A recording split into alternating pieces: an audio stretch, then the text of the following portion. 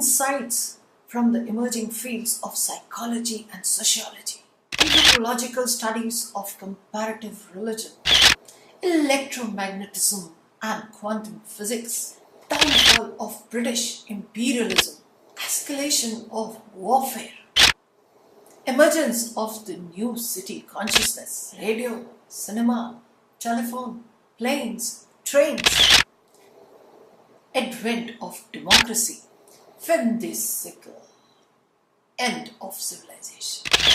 Dickens' character disappeared, plot disintegrated, new magist. Who are they? Where have they come from? Hello and welcome to English Language and Literature Institute. I'm Professor Abha Sharma, and this is the series we have dedicated to the literary theories. And today we will discuss modernism. The plot were hackneyed.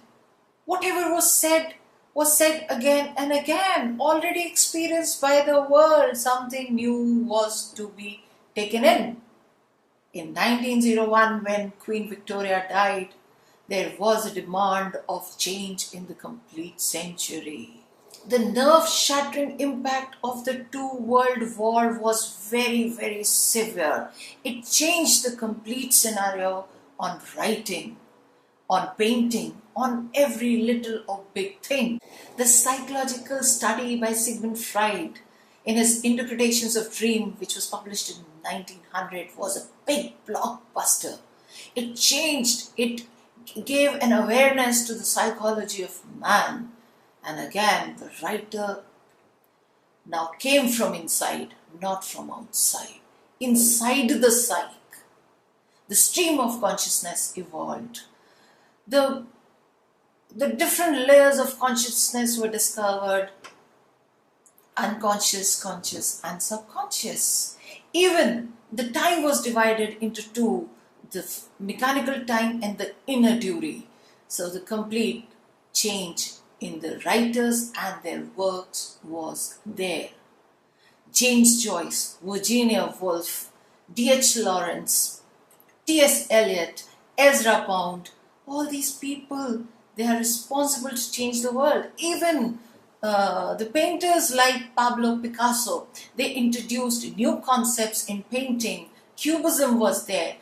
The art became absurd, multi-angled. There wasn't any clear-cut demarcation of anything which they were doing. There were different angles added to it. This kind of major change is referred as avant-garde. Queen Victoria's time was a bit defined. They had proper stories. Look at Dickens' characters. They were so evolved. There were so many things discussed. There were morals which were emphasized by the poets, by the writers, by the authors, by the novelists. But then, in the modern era, everything became haphazard. People believed that they had complete faith on humanity. They had complete faith on God. But then what happened? They were disillusioned. This was not true. The reality was something else. And the reality which they faced was because of the two world wars which finished their all beliefs, all morals. The complete society was on the verge of disintegration. And you can see that in T.S. Eliot's Wasteland, which was published in 1922. Same year, James Joyce Ulysses was also published, but due to some political and other reasons it was banned. In Wasteland, T.S. Eliot has clearly mentioned that Western civilization was now no more sufficient to sustain human life. And he studied those Upanishads and Vedas, and he added the fifth part in his Wasteland, what the thunder said. There he mentions the three syllables, da, da, da. One is data, the other is dhavam, and the third one is damyata. These are the three phases of human life. One is to give, the other is, if you are very, very powerful, you should have some self-control on you, and the third one is to have compassion. In the end, he says that if you want to lead a very solaceful life, you should believe in these three syllables: da, da, da, Om Shanti, Shanti, Shanti. One of the major characteristics of the modernism was free and frank expression of sex, and this was due to this psychological studies coming in, especially from Sigmund Freud. He gave two complexes, Oedipus complex and Electra complex. The writers now started exploring themselves. They thought that whatever was written already was so hackneyed, so boring. So they started experimenting with something new. Sex was no more a taboo now. The complete break from Victorian era was seen in this age. In Victorian era, when we read Matthew Arnold's Dover Beach, we find that man was trying to sustain faith. He says, "Oh love, let us be true to one another. If this world lies before us, kind of illusionary thing, or say totally a fake thing, but still we should have faith in each other, and we should try to sustain love." What happened?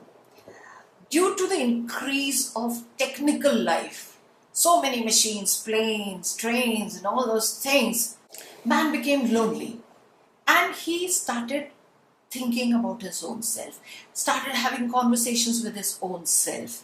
He started exploring his own psyche, and then came stream of consciousness. So, Virginia Woolf's novels are based on the same. Mrs. Dalloway, To the Lighthouse, and The Waves. Even James Joyce, The Portrait of an Artist as a Young Man, is based on the same. He explores himself, he explores his past when he was a young boy and how he grew up as an artist. You know what? These moderns were still trying something, they were experimenting something, they were trying to hold something which was totally breaking away. The modern times had another shock from Friedrich Nietzsche, the French philosopher who said God was dead. Victorian life was stable. It stressed on morality.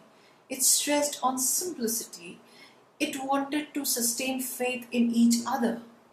So in short, we can say modernism is a new experimentation, new art forms, new psychological studies, new social structure by Karl Marx, new evolutionary theory by Charles Darwin,